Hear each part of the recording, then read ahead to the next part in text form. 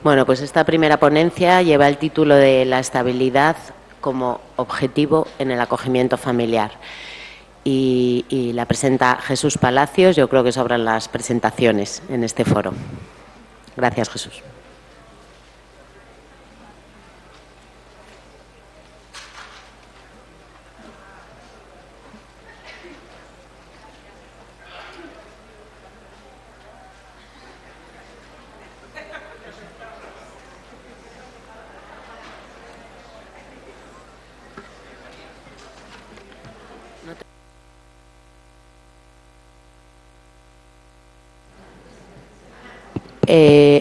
Ya.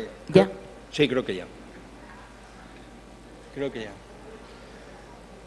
Muy bien, pues muchas gracias, María, en primer lugar, por la presentación, pero sobre todo por la invitación. Yo creo que junto con Jorge Cardona y Javier Huete somos tres que hemos estado desde el primer congreso, podemos formar una banda de viejos rockeros de los congresos del interés superior del niño. Ayer estaba pensando, María, que eran increíbles los avances que se han producido desde el primer congreso hasta este en el que estamos ahora.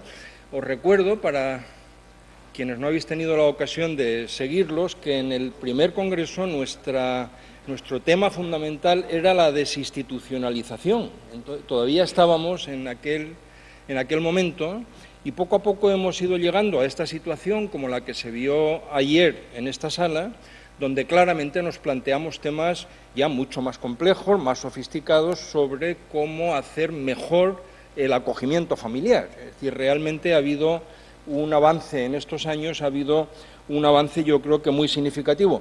Y digo esto fundamentalmente, primero, porque es así, pero segundo, porque yo creo que parte de ese avance se debe a estos congresos. Y quiero agradecer muy especialmente a SEAF y a todas las organizaciones y todas las personas que han venido estando implicadas en la organización de estos congresos por haber generado y consolidado este espacio de encuentro que se ha convertido realmente, yo creo que en un punto de referencia y en un marcador de camino y en un señalizador de itinerario de cómo vamos avanzando y de cómo vamos progresando, al mismo tiempo constatando, pero también estimulando los cambios que se van produciendo en acogimiento familiar.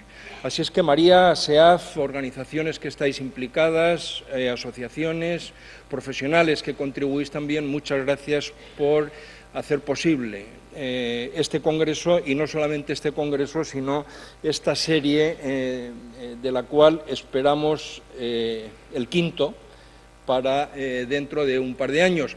Estoy seguro de que con Jorge Cardona y con Javier Huete me apunto también para continuar viniendo aquí con nuestras viejas chupas de cuero y nuestras viejas guitarras de rockeros a seguir interpretando la melodía del momento. Bueno, el tema que he querido poner como centro de mi presentación hoy es el tema de la estabilidad. Creo que el tema de la estabilidad va a estar muy presente a lo largo de esta mañana en esta sala, y creo que va a haber bastante coherencia, como después veréis, entre distintas cosas que se van a ir presentando. Nuestra ley, el tema de la estabilidad, no surge por casualidad, es uno de los principios que hay en nuestra ley de 2015, en el cual se da prioridad, entre otras cosas, a las medidas estables frente a las medidas temporales. Ayer se mencionó el tema y hoy vamos a profundizar en él. No solamente la ley, en el artículo 12 establece la prioridad de las medidas estables frente a las medidas temporales, sino que el propio artículo 12 establece, como intentando asegurarse de que eso se vaya a cumplir, establece la necesidad de revisar periódicamente las medidas no estables, con una periodicidad bastante estricta, como veis, cada 3 meses las medidas no estables deben revisarse según la ley cada 3 meses en el caso de los menores de 3 años, cada 6 meses en el caso de los mayores de 3 años, y establece además la periodicidad con que deben revisarse, al principio cada 6, luego cada 12 meses, en el caso de los acogimientos permanentes. Por lo tanto, la estabilidad es un argumento central y es uno de los, diría yo, si se me permite, uno de los núcleos duros de la ley de 2015 que regula nuestro sistema de protección. Y eso no es por casualidad. Todos los que trabajamos en salud mental, los profesionales de la salud mental, damos mucha importancia a la estabilidad. Damos mucha importancia a la estabilidad en las buenas relaciones, damos mucha importancia a la estabilidad en la familia, a la estabilidad en la escuela, a la estabilidad en nuestras relaciones con amigos, con profesionales. No nos gusta que cada vez que vamos al médico de cabecera, el médico de cabecera sea diferente, porque hay que empezar otra vez a explicarle toda la historia y porque no nos gusta tener que volver a repetir o no nos gusta que ignore que la vez anterior que habíamos necesitado ayuda, etcétera, etcétera. Por tanto, la estabilidad, tanto en los contextos más íntimos, más inmediatos, como es la familia, los amigos, etcétera, como en otras circunstancias de la vida, es algo que valoramos muy claramente. En su análisis de la adopción, en un estudio que hemos hecho, en el que hemos participado junto a estos queridos amigos, David Brzezinski y Anna Smith, analizando las adopciones que van mal, Brzezinski y Smith Susan Smith, perdón, no me venía su nombre y le he puesto el que no era. Analizando las adopciones que van mal, ellos resaltan la importancia de la estabilidad y resaltan que en adopción una de las grandes ventajas es que los 3 planos de la estabilidad están presentes. La adopción supone una estabilidad jurídica. Una vez que el niño o la niña es adoptado para siempre, no va a haber, es una nueva filiación que va a durar durante toda su vida. Hay una estabilidad residencial, el niño y la niña pasan a vivir con su familia adoptiva y aquella va a ser su casa y de allí no se va a mover, se va a mover hasta que algún día tal vez, ya cuando sea bastante mayor, acabe moviéndose. Y finalmente la adopción garantiza también la estabilidad relacional. Las adopciones que van bien, las adopciones que son la mayoría, que se convierten en estables, garantizan la estabilidad psicológica, es decir, la estabilidad en los vínculos y la estabilidad en las relaciones más íntimas, más personales y más profundas. Claro, la gran paradoja del acogimiento familiar es que es una medida diseñada por nosotros, profesionales de la salud mental, que viola cada uno de estos 3 aspectos de la estabilidad. Es una medida diseñada por aquellos de nosotros que defendemos la importancia de la estabilidad y que al mismo tiempo es una medida que compromete seriamente estos 3 planos de estabilidad: la estabilidad jurídica, la estabilidad residencial y la estabilidad psicológica. Por lo tanto, la primera gran paradoja del acogimiento familiar es que es una inestabilidad programada. Es una inestabilidad que programamos los profesionales de la salud mental en atención a la salud mental de aquellos que son acogidos o acogidas, porque creemos que para ellos es la mejor medida de protección que se debe tomar y es una medida típicamente bien tomada. Eso es lo que debemos hacer. Simplemente es que el acogimiento familiar tiene esta como una de sus características. Pero efectivamente, el acogimiento familiar es por definición una medida no estable. Nuestra ley define que los acogimientos de urgencia deben tener una duración máxima de 6 meses y a los 6 meses inestabilidad, por lo tanto, cambio a otra circunstancia, a otra familia, a otra situación más estable. Nuestra ley establece que los acogimientos temporales deben tener una duración máxima de 2 años y a los 2 años, por lo tanto, como máximo, se supone que debe haber un cambio, y establece que el acogimiento permanente puede durar hasta la mayoría de edad, pero en la mayoría de edad, lógicamente, en teoría, debería haber un cambio. Por lo tanto, lo que el acogimiento familiar supone es que hay una salida de la familia en la que se ha nacido, pero a la que se sigue perteneciendo jurídicamente, porque, como todos sabemos, el acogimiento familiar no implica en absoluto un cambio de filiación.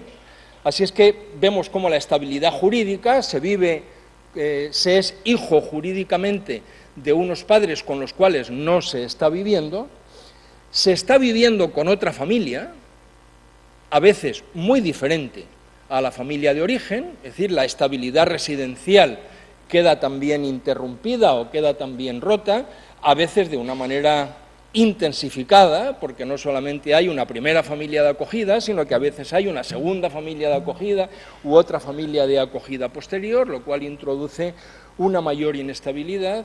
Con mucha frecuencia durante el acogimiento familiar se mantiene una relación con estas dos familias, lo cual significa que desde el punto de vista relacional también la situación es claramente más complicada, es una situación más compleja, y todo esto pues significa en el fondo inestabilidad. Hay un cambio en domicilio, hay un cambio de cuidadores, hay un cambio de relaciones, hay un cambio de escuela, hay un cambio de amigos, hay un cambio de profesionales de referencia. El tema es tan relevante que en el Reino Unido han desarrollado, como uno de los indicadores de calidad del sistema de protección, han desarrollado un índice de estabilidad en el acogimiento familiar, o si queréis, han desarrollado un índice de inestabilidad en acogimiento familiar. De tal manera es que cuando los indicadores de inestabilidad se acumulan, se observa, y la investigación ha demostrado, que las consecuencias son más negativas. Hay cuanta más inestabilidad, cuantos más indicadores de inestabilidad se acumulen, cambios de familia, cambios de escuela y cambios de profesionales de referencia. Algo tan simple como considerar estos tres elementos de inestabilidad, cuantos más de estos elementos de inestabilidad se acumulen, cuantos más cambios de familia, de escuela y de profesionales de referencia, peores resultados en los acogidos desde el punto de vista emocional, desde el punto de vista conductual, desde el punto de vista educativo. Por tanto, cuanta más inestabilidad, peores resultados para los niños y niñas que están afectados por esa inestabilidad.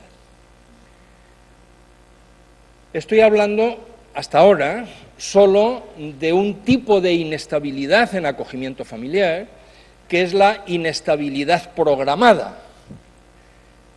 Pero debemos añadir otro tipo de inestabilidad en acogimiento familiar, que es la inestabilidad con la que no contamos, la inestabilidad no programada.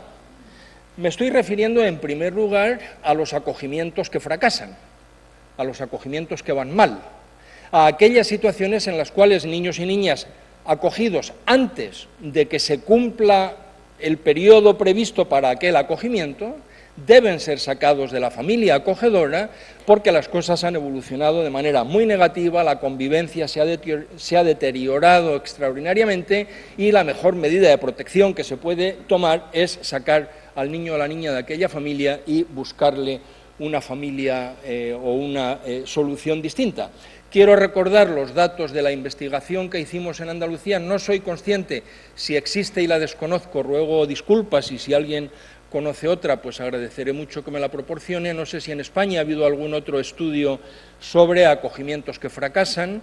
El que hicimos en Andalucía en los años 2012 y 2013, que yo creo que era un estudio que reflejaba bastante bien la situación, porque se refería a casos que habían ocurrido en los 2 últimos años, la fuente de información eran los profesionales que habían estado implicados en aquellos casos, y era difícil que hubieran olvidado casos, era difícil que dieran información que no se correspondiera exactamente con la realidad, y encontramos unos índices de fracaso en acogimiento familiar, fracaso definido, como acabo de hacerlo hace un instante. Encontramos un índice de fracaso de un 4% en acogimientos en familia extensa, un 7% en acogimientos en familia ajena y un 5% en el conjunto de los acogimientos familiares.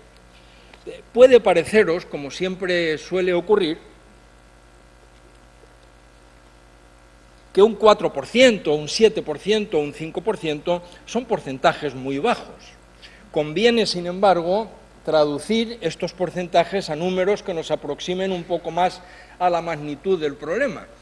Esos porcentajes tan bajos significa que 1 de cada 25 acogimientos en familia extensa fracasa. Esos porcentajes tan bajos significa que 1 de cada 14 acogimientos en familia ajena fracasan. Esos porcentajes tan bajos significan que 1 de cada 20 acogimientos familiares en conjunto fracasan. Cuando vemos los datos en porcentajes parece que se refieren a un número pequeño, casi insignificante. Cuando los traducimos en número de casos reales que están implicados, vemos que los números son ciertamente algo más preocupantes. Por lo tanto, aquí tenemos un tipo de inestabilidad no programada que añade una inestabilidad adicional a situaciones de acogimiento que ya por definición y por diseño son inestables. Pero con mucha frecuencia, niños y niñas que están en acogimiento familiar son reunificados, vuelven con la familia de origen. No sabemos exactamente cuántos, no estoy seguro, y los datos que tenemos no siempre permiten hacer una cuantificación exacta de cuántas reunificaciones familiares hacemos. Tampoco tenemos, me parece a mí, datos de cuántas reunificaciones familiares van bien y cuántas reunificaciones familiares fracasan, cuántas reunificaciones familiares acaban con la salida de los niños y niñas de la familia biológica a la que habían vuelto y con el reingreso al sistema de protección. Pero tenemos los datos internacionales. Hay una investigación internacional que resume datos de distintos países y que muestran que de las reunificaciones familiares, el 30% fracasan en los 3 primeros meses. 3 de cada 10 reunificaciones familiares fracasan en el curso de los 3 primeros meses. 4,5 de cada 10 reunificaciones familiares fracasan en el curso de los 2 primeros años. 6,5 de cada 10 reunificaciones familiares fracasan a lo largo de los 5 años siguientes a la reunificación familiar. Tenemos, por lo tanto, más inestabilidad, es decir, estos niños a los cuales habíamos sacado de la familia vuelven a la familia, pero 6,5 de cada 10 acaban saliendo de la familia de origen, de la familia biológica, porque en ella se están dando todavía circunstancias de riesgo o de maltrato, de grave vulneración, que nos llevan a sacar a niños y niñas de sus familias de origen otra vez. Por lo tanto, lo que estoy queriendo decir, y espero con estas cifras que me parecen bastante contundentes haberos convencido de ello, es que en acogimiento familiar, a la inestabilidad programada, la que viene definida en la ley, se le añade esta inestabilidad no programada, que no es pequeña, que no afecta a números pequeños y que añade un elemento importante y todas las consecuencias negativas inherentes a la inestabilidad, y que añade un elemento importante de inestabilidad. La investigación ha mostrado que la inestabilidad se traduce, la inestabilidad en acogimiento familiar, del tipo que sea, la programada y la no programada, la inestabilidad se traduce en una alteración negativa del bienestar y de la salud mental. Se traduce en una reducción de la confianza básica en los demás y en uno mismo. Se traduce en perturbaciones de la regulación emocional y de las relaciones con los demás. Bueno, podéis pensar, bueno, tal vez sea al revés, tal vez lo que ocurra sea que los niños que tienen peor salud mental o que tienen menos confianza o que tienen menos regulación emocional son los que tienen acogimientos menos estables. Justamente lo que esta investigación demuestra es que cuando se controlan todos estos factores antes de comenzar el acogimiento, todavía, controlando estadísticamente estos factores, todavía la inestabilidad añade elementos negativos al bienestar, a la salud mental, a la confianza básica, etcétera, etcétera. En otras palabras, no es que se tratara inicialmente de niños menos estables, más problemáticos. Es que la inestabilidad en el acogimiento añade elementos negativos para todos estos factores importantes en su salud mental. Es una investigación muy interesante. Quien tenga algún interés en conocer más detalles, con mucho gusto los podemos compartir. Por lo tanto, y perdón por esta larga introducción, para convenceros de que me parece a mí que la inestabilidad es uno de los problemas más importantes, uno de los problemas más graves, uno de los problemas más serios que debemos plantearnos al tratar los temas relacionados con el acogimiento familiar. La otra cara de la moneda, la contraparte, digamos, son los beneficios de la estabilidad que la investigación tiene más que suficientemente demostrado. La investigación ha demostrado suficientemente cómo la estabilidad favorece buenas relaciones de apego con los educadores, cómo la estabilidad en acogimiento familiar da lugar a mejor desarrollo cerebral, mejor desarrollo cognitivo, mejor desempeño académico, produce un mayor bienestar subjetivo tanto en quienes acogen como, sobre todo, en quienes son acogidos, y la mayor estabilidad da lugar a una mejor salud mental general, con menos problemas de conducta y menos psicopatología.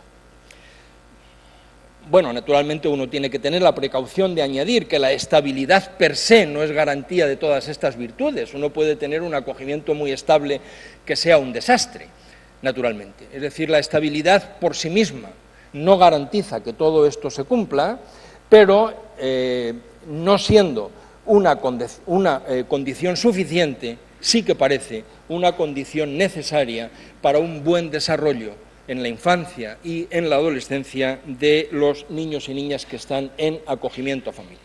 Por lo tanto, parece evidente que uno de nuestros objetivos, cuando trabajamos en acogimiento familiar, parece bastante evidente que uno de nuestros objetivos, perdón, lo he dicho mal. Por lo tanto, parece evidente que una de nuestras obsesiones cuando trabajamos en acogimiento familiar debiera ser intentar por todos los medios disminuir estos factores de inestabilidad, dadas todas las consecuencias negativas, dada la importancia que tiene la inestabilidad numéricamente y dada también la importancia que tienen las consecuencias de la inestabilidad. Lo que quiero hacer en el resto de mi presentación, en el resto de mi conferencia, es analizar cómo introducir la obsesión por la estabilidad en las distintas fases y modalidades de acogimiento, cómo introducir la obsesión por la estabilidad en la toma de decisión de la modalidad de acogimiento, cómo introducir la obsesión por la estabilidad en los movimientos, las transiciones, los cambios de una familia a otra, cómo traducir la obsesión por la estabilidad en la frontera entre adopción y acogimiento y cómo traducirla en distintas actuaciones profesionales. En primer lugar, quiero hacer una referencia a las decisiones sobre la modalidad de acogimiento, que lógicamente van a variar según las circunstancias y según el plan del caso. La situación menos estable, porque es la prevista como con más corta duración, es el acogimiento de urgencia. Por definición es el más corto y por definición es el menos estable. Ayer tuvimos una sesión monográfica sobre acogimientos de urgencia y creo que a muchos nos quedó la enorme preocupación de en qué medida el acogimiento de urgencia está siendo utilizado tal y como está definido en la ley, está siendo utilizado tal y como está previsto, está siendo utilizado para cumplir los objetivos que tiene que cumplir, o en realidad el acogimiento de urgencia se ha convertido o se está convirtiendo en otra cosa. Quiero resaltar el hecho de que el acogimiento de urgencia es la joya de la corona de la desinstitucionalización de la infancia. El acogimiento de urgencia es la piedra angular, es la clave de bóveda de la desinstitucionalización de la infancia. Se inventó el acogimiento de urgencia, en primer lugar, para evitar la institucionalización de niños y niñas para los cuales había que tomar una medida de protección más estable, y el acogimiento, la permanencia en familia de urgencia durante un corto tiempo, era la manera de evitar que estos niños y niñas entraran en instituciones y al final acabaran por no salir nunca de ellas o por salir demasiado tardíamente. Tengo Creo que de las discusiones que tuvimos ayer a muchos nos quedó la preocupación de si debemos repensar el acogimiento de urgencia. Creo que no en la ley, en este caso creo que no en la ley, sino más bien en nuestras prácticas profesionales, si estamos haciendo acogimientos de urgencia que en realidad debieran ser acogimientos temporales. Cuando alguien dice, pero es que esto del acogimiento de urgencia está mal pensado, porque en mi comunidad autónoma casi todos los acogimientos de urgencia duran por lo menos 2 años. ¿Será que no son acogimientos de urgencia? ¿Será que algo no se está haciendo bien para que un acogimiento de urgencia dure por lo menos 2 años?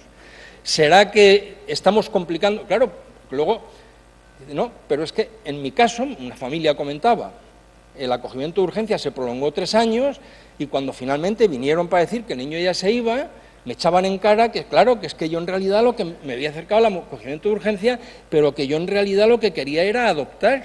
No, mire usted, yo hice un acogimiento de urgencia. Pasado los 6 meses, los 9 meses, pasado el año, si usted cambia las condiciones del contrato, yo cambio las condiciones del contrato. Es decir, si usted que me dijo que iban a ser 6 meses son 3 años, por favor, no tenga usted la desfachatez de decirme que es que yo he cambiado mis motivaciones. Diga usted que usted ha cambiado el plan del caso, diga usted que ha cambiado el plan de intervención, pero no me modifique el contrato. Deben ser acogedores de urgencia.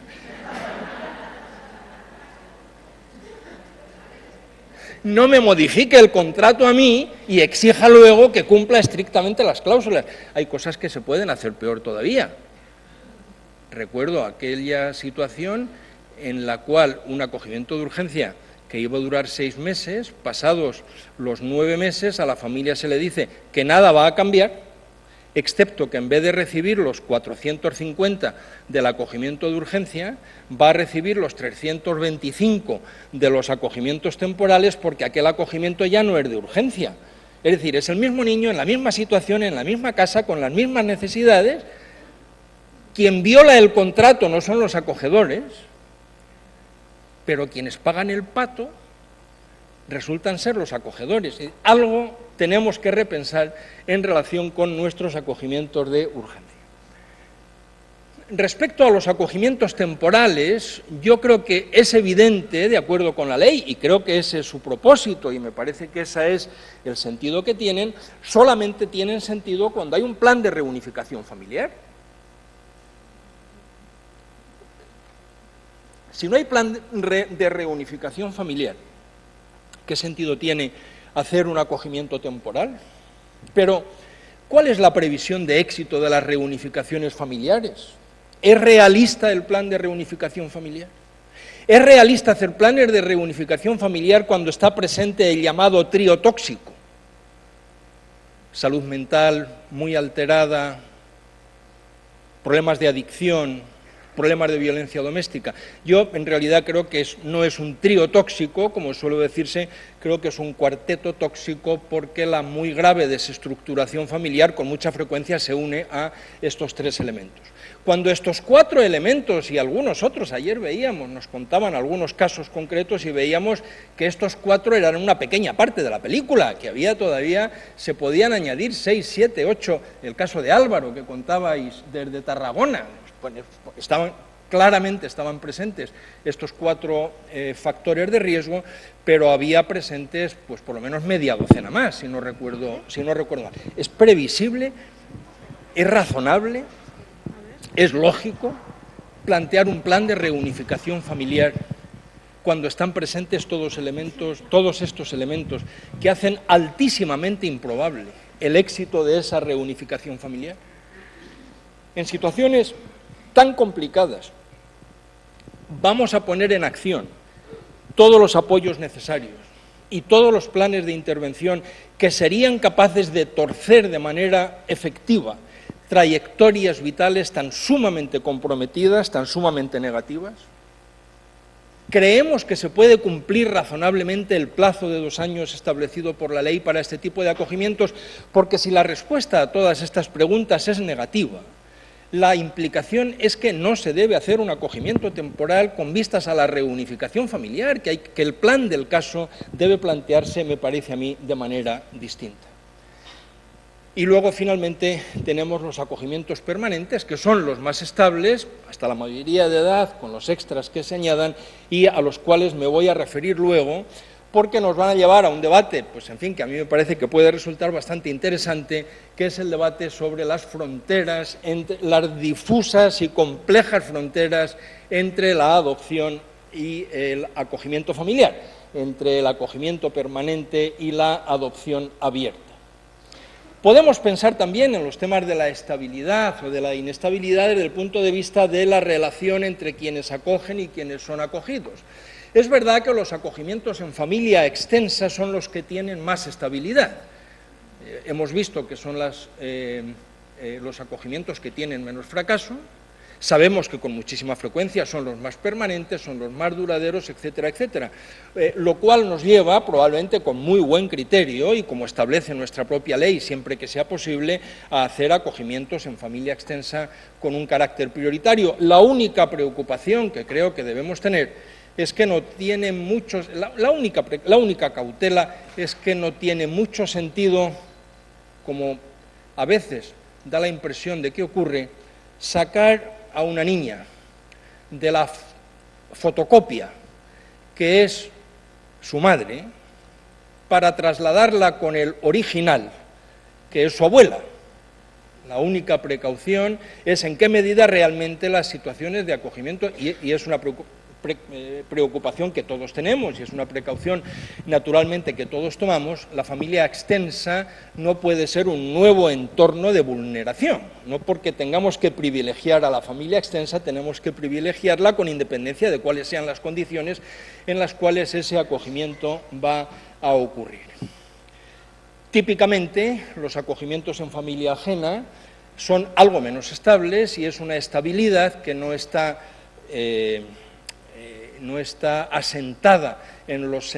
asentada y atrapada en los sentimientos de lealtad familiar, sino que es una estabilidad en gran parte más dependiente, más sujeta a las características de los acogedores y a los apoyos técnicos que se les puedan proporcionar.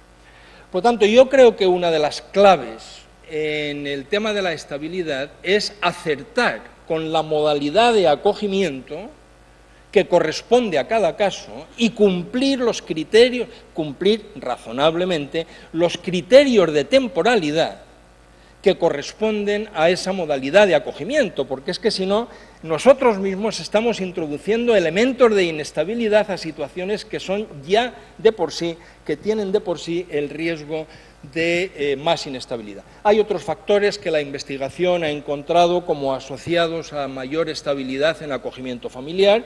El acogimiento de hermanos en general tiene tendencia a ser más estable que otros tipos de acogimiento. Los acogedores y acogedoras con más experiencia y con más destacadas capacidades de salud mental, capacidades educativas, etcétera, etcétera, dan lugar típicamente también a acogimientos más estables. Y de nuevo, menciono aquí, y volveré enseguida sobre ello, a las difusas fronteras entre acogimiento y adopción. Pero antes dejadme que haga una brevísima referencia al otro aspecto que había mencionado anteriormente, que son los movimientos entre familias, los cambios de familia, las transiciones de una familia a otra. Toda transición implica una ruptura. Todo cambio de familia implica una ruptura. Y esas rupturas, incluso si en algunos casos, como ocurre cuando los niños pasan de estar en una familia altamente disfuncional, terriblemente agresiva o negligente, etcétera, etcétera, y pasan a estar en una situación de protección, es verdad que esos cambios a veces pueden suponer un cierto alivio, porque ya se está mejor, porque no hay que tener el nivel de alerta o el nivel de angustia que se tenía, porque hay comida todos los días, porque nadie hace daño, etcétera, etcétera. Es verdad que muchas veces esas separaciones implican alivio y por eso las hacemos, pero incluso aquellas que implican alivio son transiciones desde el punto de vista psicológico, son transiciones dolorosas. Por lo tanto, una de las ideas simples y claras que debemos tener presente siempre es que cuantas menos transiciones mejor, cuantos menos cambios de familia mejor, cuanto más estabilidad en el acogimiento familiar, mucho mejor. Pero hay ocasiones en las cuales tenemos que cambiar a los niños de familia. niñas y niñas tienen que pasar de una familia a otra y entonces aparece el otro elemento clave, crucial, importantísimo en la intervención profesional, que es la facilitación de las transiciones, el mimo, el cuidar con mimo las transiciones, cuidar con mimo, pero sin alargar indebidamente esa transición, cuidar con mimo las transiciones de una familia a otra. Algunos criterios muy básicos que todos conocemos y que todos compartimos y en los cuales no hace falta entretenernos, pero que conviene siempre mencionar, son, en primer lugar, que hay que preparar las transiciones, que hay que preparar los cambios y que hay que preparar tanto a las niñas y niños que van a cambiar de familia, como a los adultos de los cuales salen y los adultos que van a recibir a estos niños y niñas, por lo tanto, preparación de las transiciones. Hay que facilitar la continuidad después de la separación. A veces, algunos profesionales de la salud mental nos comportamos como si fuéramos profesionales de otra cosa. ¿Cómo podemos pretender que alguien se olvide de alguien? ¿Cómo podemos pretender que alguien que ha tenido una relación significativa con alguien, sencillamente porque cambia de casa, se olvida de la relación significativa que había tenido anteriormente? Lógicamente eso es una irrealidad. No existe psicológicamente la capacidad para olvidarse de alguien con quien se ha tenido una relación significativa sencillamente porque ya no se vive a su lado. Hay que facilitar la continuidad tras la separación y hay una serie de estrategias para facilitar esa continuidad, algunas de las cuales se mencionaron aquí ayer también. El libro de historia de vida es una estrategia básica, fundamental, importantísima para facilitar las transiciones. Como ayer se nos contaba desde el Hogar Sant Josep en Tarragona, la preparación, la existencia de rituales, de objetos de transición, de fotografías, ayudan a facilitar esa continuidad y esas transiciones. Mantener el contacto, del tipo que sea, no tiene por qué ser necesariamente en todos los casos y todo el tiempo un contacto físico, pero mantener algún tipo de contacto con figuras que han sido importantes, que han sido relevantes, que siguen existiendo en la mente y siguen existiendo en el corazón, muy particularmente en las fases de adaptación.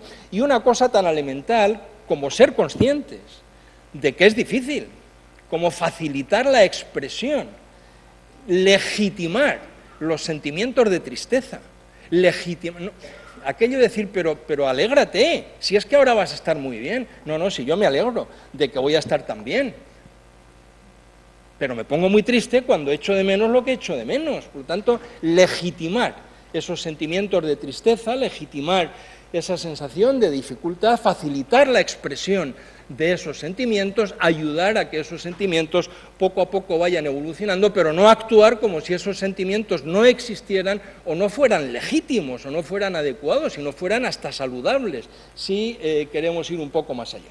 De tal manera es que yo creo que las transiciones son un momento para reforzar las intervenciones profesionales. Es verdad que con mucha frecuencia los profesionales estamos en plena hiperactividad relacionada con el cambio, con la transición, con la adaptación, con la documentación, con las cosas que hay que hacer, y al final la transición acaba siendo y se pasa a otro profesional y el nuevo profesional se hará cargo de las nuevas situaciones y al final acabamos haciendo las cosas probablemente con mucha más rapidez de la que a nosotros mismos nos gustaría. Y otro elemento que me parece básico en el tema de los movimientos entre familias es que creo que siempre que sea posible, me parece que excepto en los acogimientos de urgencia que cumplan con la temporalidad establecida, siempre que sea posible, los movimientos deben darse, los movimientos en medidas de protección, el cambio de medida de protección, siempre que sea posible, no debe implicar cambio de familia. Es un cambio de medida de protección, pero no es un cambio de familia. Estaba en situación A y ahora pasa a estar en situación B, pero estaba con la familia X y continúa con la familia X. Creo que la única excepción sagrada a esta norma, sin duda alguna, es la excepción de los acogimientos de urgencia que cumplan con la temporalidad establecida. Como ocurre con los sistemas de salud, no podríamos mantener a pacientes en el servicio de urgencias durante meses, sencillamente porque le han cogido cariño al enfermero, a la enfermera o al médico que le ha tocado, o porque le ha tocado un profesional con el cual se lleva muy bien y que entiende muy bien su enfermedad. Colapsaríamos los servicios de urgencia. De la planta de urgencias para arriba podemos organizar el hospital como nos dé la gana, pero la planta de urgencias tiene que funcionar como funcionan las plantas de urgencia, con rapidez, con inmediatez, dando respuestas que no se demoren en el tiempo, tomando decisiones que permitan emplazamientos más estables. Los acogimientos de urgencia, vuelvo a repetirlo, son la joya de la corona de la desinstitucionalización infantil, son la piedra angular, son el núcleo, digamos, en el que nos jugamos con mucha frecuencia que la desinstitucionalización de la infancia y que la adopción de medidas de protección más estables ocurran de una manera eficaz. He hecho referencia varias veces, y voy a entrar ahora con un poquito más de detalle en el tema, a la frontera entre acogimiento y adopción. En esta misma sala, ayer por la mañana, en las dos primeras intervenciones que escuchamos aquí, se dijo muy enfáticamente que el acogimiento es algo muy diferente a la adopción, que el acogimiento no tiene nada que ver con la adopción. Esas dos afirmaciones, que como digo además se repitieron, reflejan bien ese muro infranqueable, ese muro mental infranqueable que hemos construido entre el acogimiento familiar y la adopción. En mi opinión, la obsesión por la estabilidad en acogimiento familiar debe resquebrajar las paredes de ese muro y debe abrir nuevas posibilidades y debe abrir nuevas perspectivas.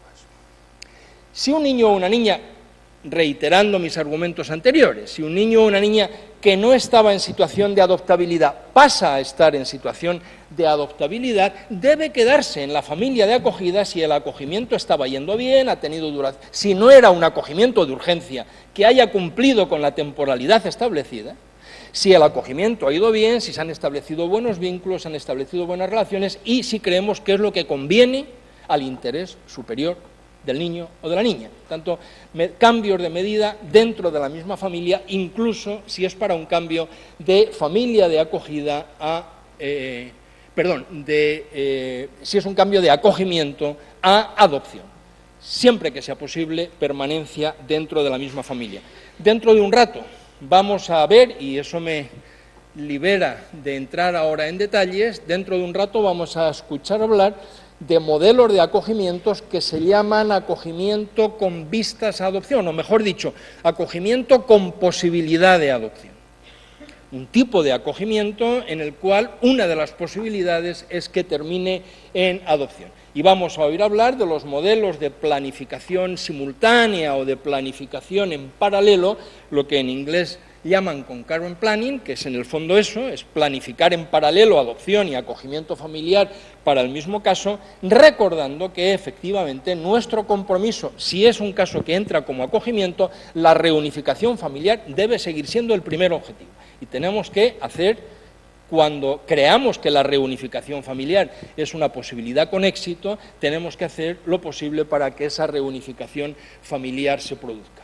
Evidentemente, la posibilidad que abre la Ley 2015 en relación con la adopción abierta permite nuevas posibilidades que antes no nos podíamos plantear. De hecho, en algunos casos, una adopción abierta y un acogimiento permanente funcionalmente son muy semejantes.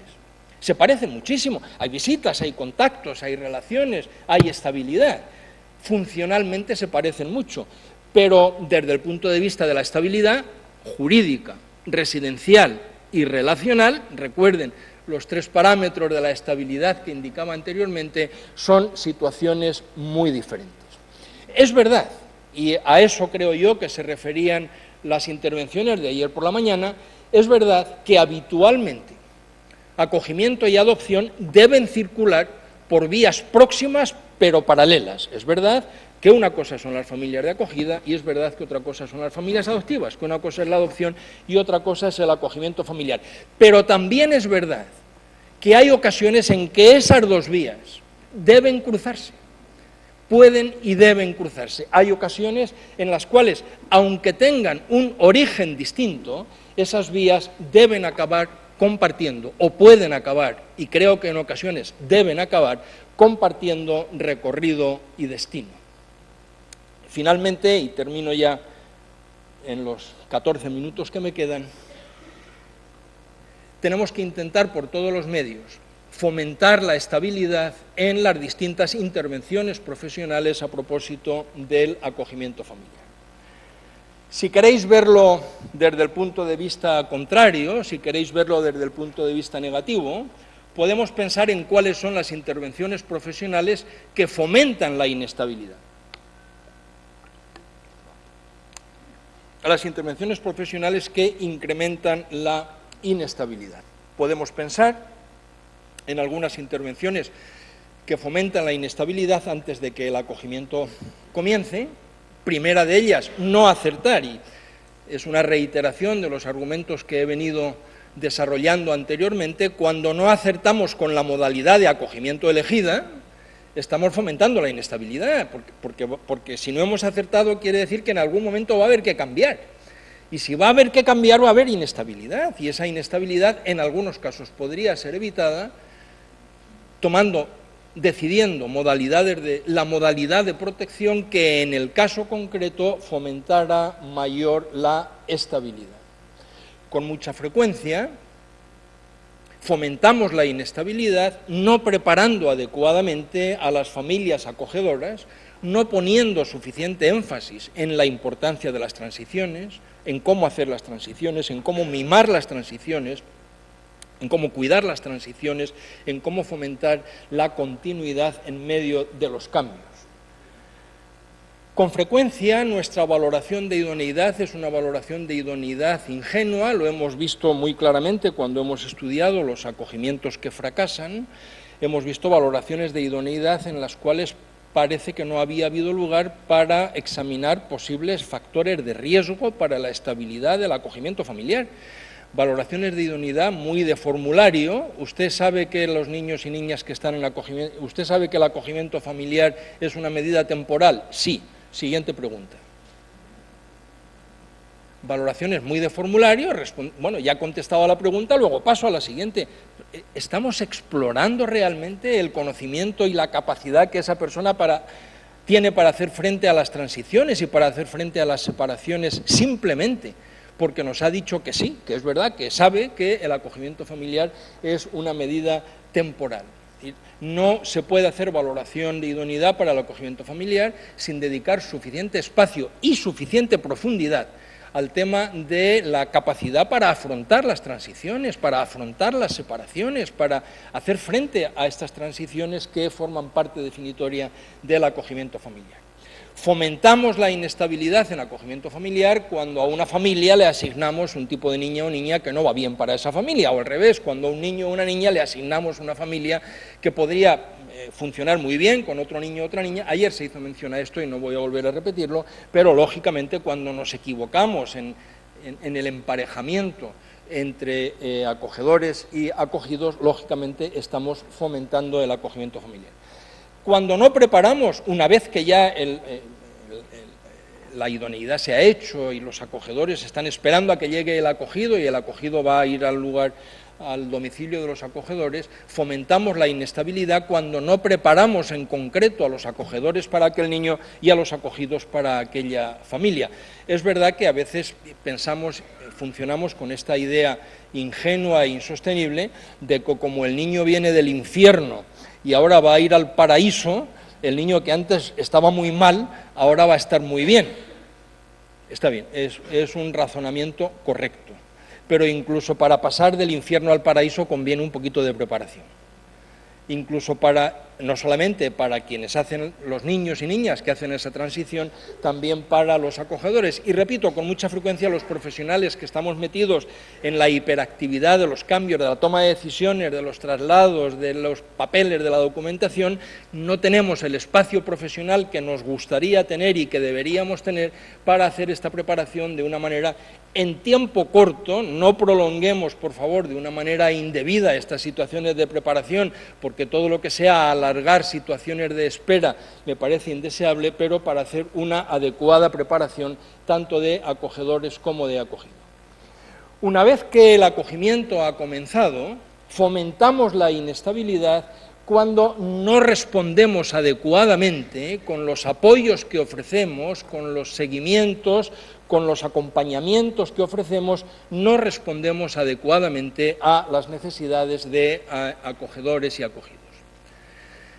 Fomentamos la inestabilidad cuando nuestros seguimientos son esporádicos, son discontinuos, son rutinarios, son de formulario.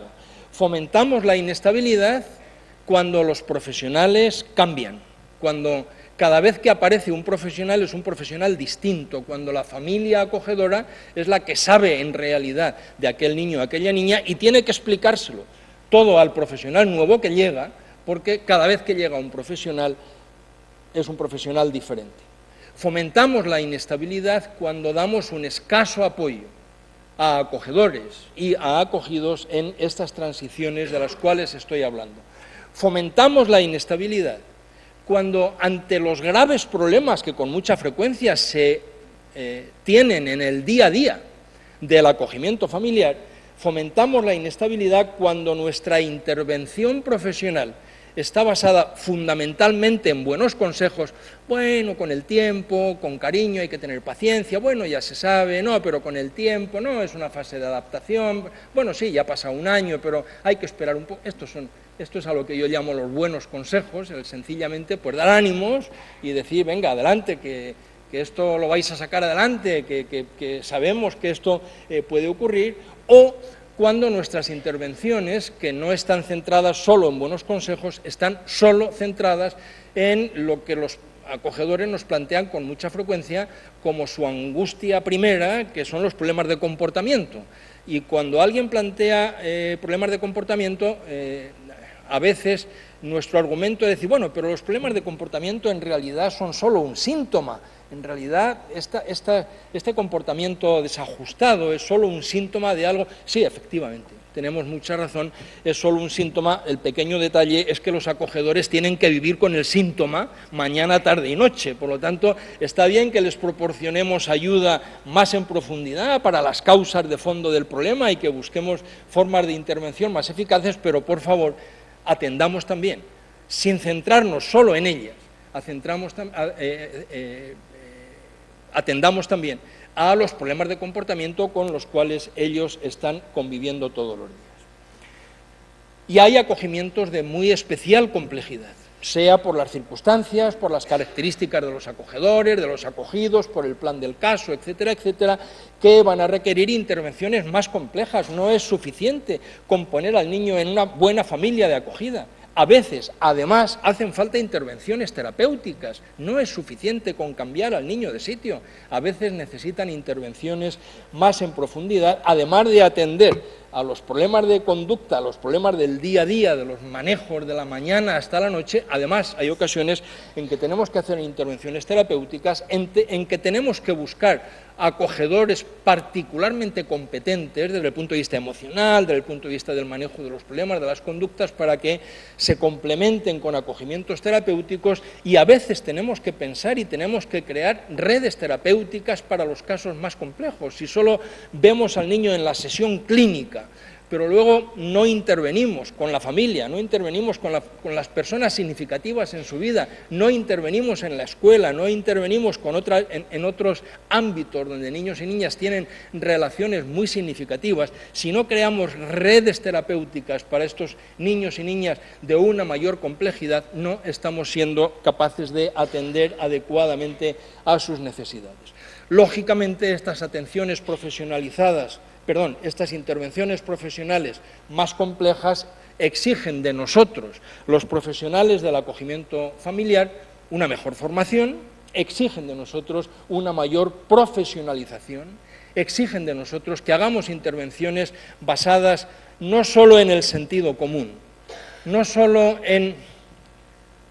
A mí hay una cosa que hace que me suba la fiebre por encima de 40, de manera inmediata, que es el argumento de mi larga experiencia clínica.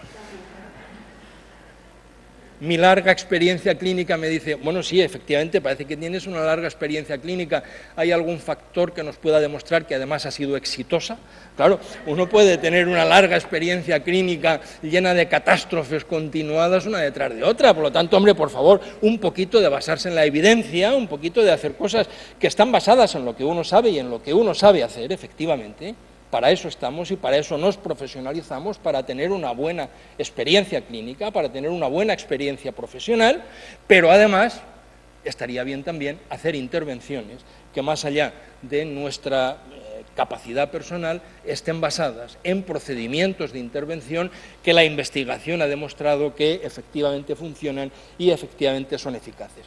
Los profesionales necesitamos esta realidad permanente de una formación continuada, necesitamos desarrollar modelos de trabajo en equipo y con supervisión. Las supervisiones es algo que es, por ejemplo, en la medicina, es algo de realidad semanal. Los casos más difíciles se ven en sesiones clínicas, donde distintos clínicos, distintos médicos, distintos profesionales dan su opinión, intervienen, argumentan, aportan nuevas ideas, etcétera, etcétera.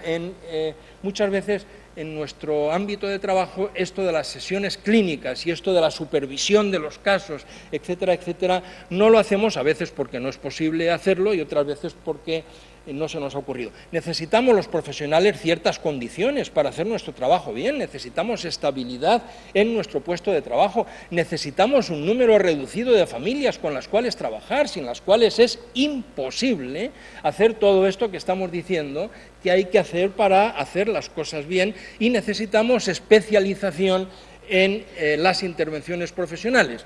En esta misma sala, hace 2 años, a propósito de la investigación sobre los fracasos en el acogimiento familiar, presenté lo que a mi juicio era con mucha frecuencia el perfil profesional de quienes trabajamos en acogimiento o de quienes trabajan en acogimiento familiar, que es el profesional orquesta, que al mismo tiempo tiene que estar en la captación, en la valoración, en la preparación, en los acoplamientos, en las transiciones. Es imposible atender a los casos de cierta complejidad con un profesional orquesta, con un profesional no especializado, pero no especializado no porque sea un gandul que no se quiere especializar, sino porque sus condiciones de trabajo le impiden hacer un trabajo realmente especializado. Vuelvo, por lo tanto, me queda 1 minuto, vuelvo, por lo tanto, al punto de partida. Cuando nuestra ley prima la estabilidad como uno de los criterios básicos en la toma de decisiones en protección infantil, sin duda alguna no está equivocándose, sin duda alguna no está yendo en dirección errónea. Creo, para resumir, si me permitís, que para fomentar la estabilidad en el acogimiento familiar, el sistema necesita, en primer lugar, tener la obsesión por la estabilidad, meter el tema de la estabilidad en su código genético, en su ADN, de tal manera que las intervenciones en protección infantil tengan la estabilidad como uno de sus grandes objetivos, para prevenir las consecuencias indeseables tanto de la estabilidad programada como de la indeseada.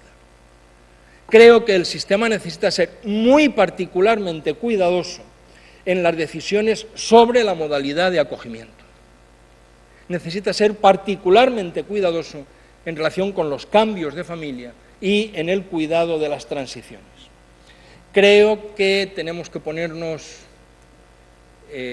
las pilas en relación con el tema de la temporalidad. Se debe cumplir razonablemente. Se debe cumplir razonablemente con los criterios de temporalidad y se debe cumplir lo más estrictamente posible con los compromisos con los acogedores, los compromisos en tiempos, en compensaciones, en apoyos, en acompañamientos y ayudas. Creo, y disculpadme que repita la misma idea una y otra vez, que salvo en los acogimientos de urgencia que cumplan con la temporalidad establecida, se debe primar la permanencia en la misma familia siempre que sea posible y siempre que convenga al interés del niño o de la niña. Y que para hacer todo eso posible necesitamos condiciones de trabajo que fomenten la estabilidad que cuenten con buenos modelos de trabajo, con profesionales cualificados, con profesionales estables y con buenas condiciones de trabajo. Creo y espero haberos convencido en esta primera hora de la mañana, y agradezco enormemente vuestra muy amable atención, que creo que todo lo que hagamos por promover la estabilidad en el acogimiento familiar va a redundar en beneficio, en primer lugar, de la figura del acogimiento familiar, pero en segundo lugar va a redundar en beneficio de quienes acogen y muy particularmente de quien más nos interesa, que son los acogidos. Muchas gracias.